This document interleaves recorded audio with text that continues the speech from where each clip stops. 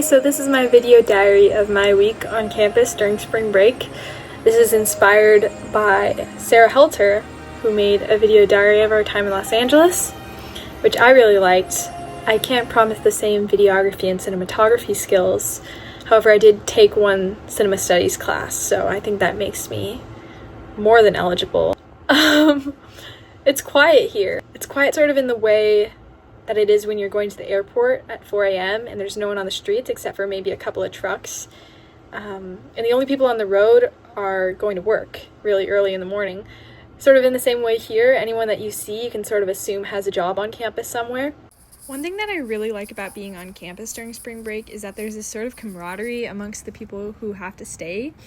And we're nice to each other in a way we probably wouldn't have been otherwise. For example, I was getting coffee from the EMU Starbucks, and the barista drew this really elaborate dragon illustration on my coffee cup. On another one, she wrote "Seize the Day," Carpe Diem, fairly colloquial, but it had a mistake on it. And it said "Cease the Day," C-E-A-S-E, which could either be interpreted as an accidental spelling error or a nod to the boredom of working a service job over spring break, in which you have enough customers to count on two hands.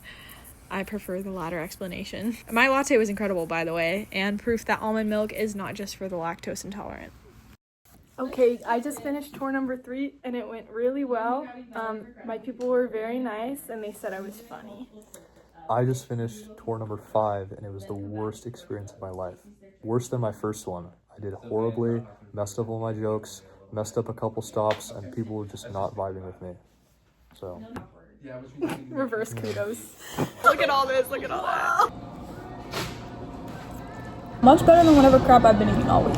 Mac and cheese. And not good mac and cheese. I think college you just sort of revert back to like childhood foods. It's like a cycle. I ate my healthiest as like a senior in high school and now I'm eating like a child again. I agree. It's gonna be even worse next year. Something else that I realized is that you can get me to eat pretty much anything if you put it in this specific bowl and next to a window under some sunlight. Kate told me that on her tour today, one of the parents came up to her to ask her a question and they asked, "So, do you go to this school?" And I thought that was really funny. I personally thought she should have answered no, but apparently Kate has some moral qualms against lying for fun. Hi, my name is Sarah, and I think if we were stranded in the wilderness, Sam would be the last one to die because he has a backpack and he's wearing the Nike shoes from marching band and they give him superpowers.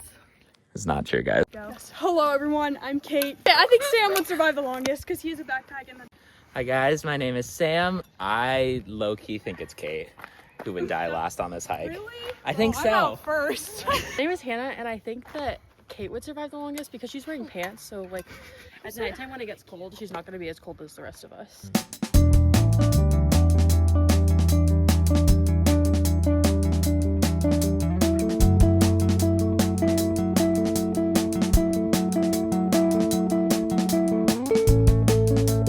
It's going in the video diary.